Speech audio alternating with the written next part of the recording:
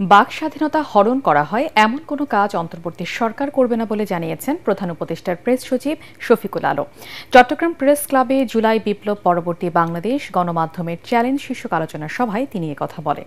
অতীতের যে কোনো সময়ের চেয়ে বর্তমানে দেশের মানুষ সবচেয়ে বেশি মত প্রকাশের স্বাধীনতা ভোগ করছে বলেও দাবি করেন প্রেস সচিব। চট্টগ্রাম থেকে আবুল হাসনাতকে সাথে নিয়ে রিপোর্ট করছেন মনির হোসেন তপু।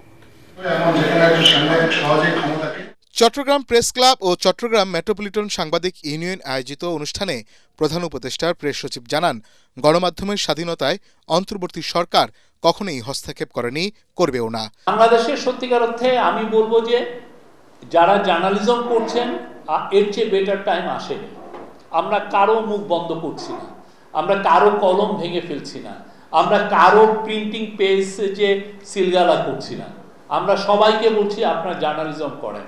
তিনি আরো বলেন, জুলাই পরবর্তী সময়ে সবচেয়ে বড় চ্যালেঞ্জ হচ্ছে অপতথ্য মোকাবেলা। অপতথ্য রুখে দিতে সাংবাদিকদের ফ্যাক্ট চেকিং সহ অন্যান্য বিষয়ে প্রশিক্ষণের পরামর্শ দেন প্রেস সচিব। এই মিসইনফরমেশন ডিসইনফরমেশন নিয়ে আমাদের সোসাইটিকে ডিস্টেবিলাইজ করার চেষ্টা হচ্ছে। এই কমিউনিটিকে ওই কমিউনিটির এগেনস্টে লাগিয়ে দেওয়া হচ্ছে, এই পলিটিক্যাল পার্টির এগেনস্টে ওই পলিটিক্যাল পার্টির এগেনস্টে লাগিয়ে দেওয়া হচ্ছে, আপনার পলিটিক্যাল প্রসেসটাকে ব্যাহত করার চেষ্টা করা হচ্ছে, আপনার ডেমোক্রেসিকে আন্ডারমাইন করা হচ্ছে, সব করা হচ্ছে এই অপতথ্য। এবং এইটার সাথে যুক্ত, এটা তো আগে আমরা দেখতাম যে এটা ডোমেস্টিক্যালি এটা হচ্ছে, এখন দেখা যাচ্ছে একটা ফরেন মিডিয়াও এটার সাথে জড়িত, ভয়াবহভাবে জড়িত।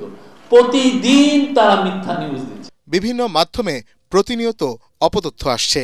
এসবের মাধ্যমে সমাজকে অস্থিতিশীল করে তোলার অপচেষ্টা চলছে বলেও জানান শফিকুল আলম। মনির হোসেন তপু, এটিএন বাংলা।